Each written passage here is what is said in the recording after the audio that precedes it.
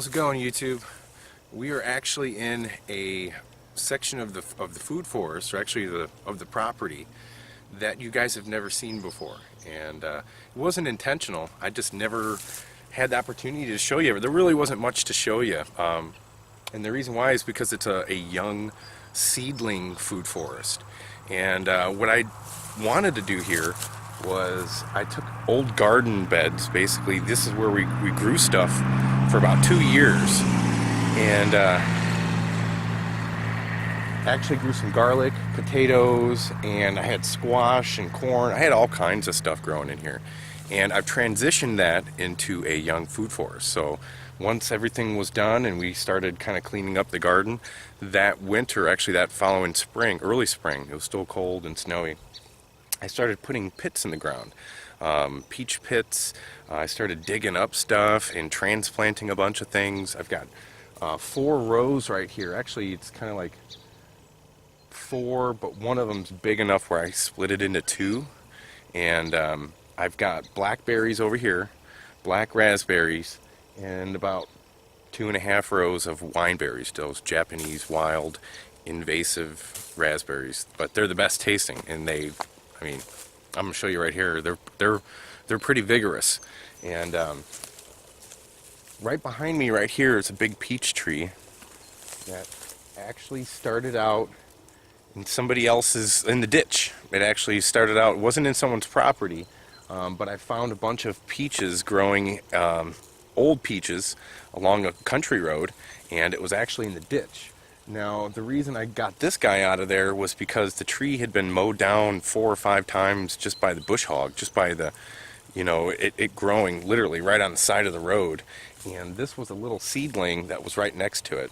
And it was literally about maybe 2 or 3 feet from the road itself.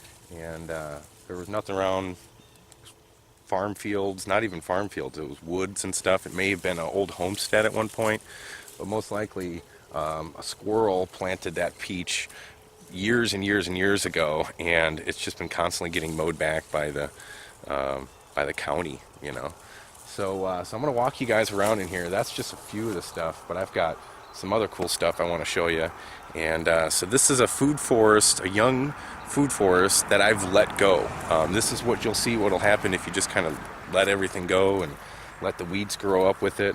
I'm hoping that what I've planted will compete with these guys, produce really strong, healthy plants, good roots, and they're vigorous. The stuff that I planted, a lot of it's native, and they're by seed. They're not grafted or anything like that.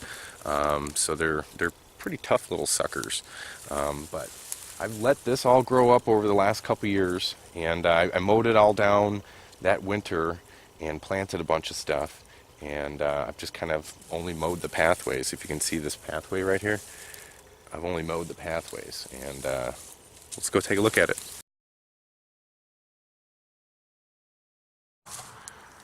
Alright, so here we are, and just to give you an idea, I'm going to do the same thing I did here with that part of a garden that I actually grew stuff in last year. No, not last year, the year before last, I think. Yeah, the year before last I had a bunch of corn and spoon squash and some sunflowers and a bunch of stuff. And I just basically took that all down. That all grew up while we were gone. And I'm going to put a bunch of berries in there because there's a power line right up there. So I'm going to do some small stuff. Like small berry bushes, small fruit trees, cherries, and maybe a few peaches and stuff like that, but we'll see. Okay, so this is that peach tree I was telling you about that I dug up and transplanted. And rabbits got it last winter, and it's kind of growing back right now. There's a little bit of side shoots, but the whole tree itself still survived. And it's November 1st, so a bunch of things are kind of dry and crispy and done for the year. Here's some black raspberries that I planted. And this little row right here has got all black raspberries. And then the wine berries are all in here. That's what these red fuzzy caned ones are. It's red raspberries. But I'm just gonna walk you around and highlight some of the stuff that I can remember that I got in here. Here's another raspberry. This is a cherry. I'm pretty sure that this one right here is a Nanking. I bought some seedlings on eBay, and I've got one here, and I've got like one or two on the other side over there. But I've protected it, and it's growing pretty good. They were little. They were little guys like this. And this is a seedling apple tree that I got from my niece. She planted a bunch of Gala apples from seed, and that's what this guy is right here. And it's about almost 5 feet tall. Nice central leader. And I did mulch everything with wood chips initially, but like I said, I've just kind of let it go. And I've got so much to maintain and so much that I'm working on that you can't really do as much as you'd want. But I am going to be going through and mulching everything, all the big fruit trees that I've got. This little seedling one, I'm kind of just as an experiment wanting to see what it'll do. And here's some more black raspberries. And this right here is a seedling mulberry that I planted. And it was either rabbits or a groundhog took it all the way down to the ground. And I didn't get a chance to even find out where the stump was last spring to cover it up. But you can see it's already bushing up pretty good. But yeah, I've got some pretty bad rodents in here in the winter time and the summer. And so until they get nice and big, I got to protect them. Here's another black raspberry. Here's a seedling apple tree from these weird apples that I found. I did a video on them. They were real old-timey, almost yellowish green apples that were real grainy. And I got one. Well, I got like 2 seedlings, and that's one of them. I forgot where I put the other one.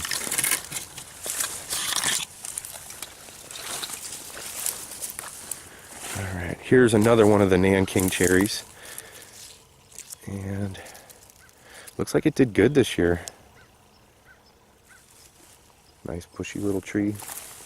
And there's another one, Nanking, in here that hasn't been doing as good as the other ones, but obviously it's been growing. You know, I think there were 6 inches when I got them. And there's a wild grape in here. Not sure what that's. Here's a peach I planted from a pit, right here. And this one right here, I put a pit in the ground, and this is what I've got within like a year and a half growth. It's about 7-8 feet tall, and it's got some little side growth growing. I'm just gonna let it go. I'm not gonna mess with that. Here's wine berries everywhere, and these are some of the best tasting berries, I think. Wine berries, and they're so vigorous, just spider legging it out everywhere. And each place that these touch the ground will grow a new plant. And I need to go through. I've actually got my pruning shears right here. I'm going to go through and kind of spot some that I had to kind of move while I mowed. This pathway right here had a bunch of canes touching the ground, and there'll be a bunch of little babies in the spring, but I tried to yank out as many of them as I could and set them over here. So I'm going to go through and cut them and transplant them where I want some new ones. Okay. Here's another peach seedling right here.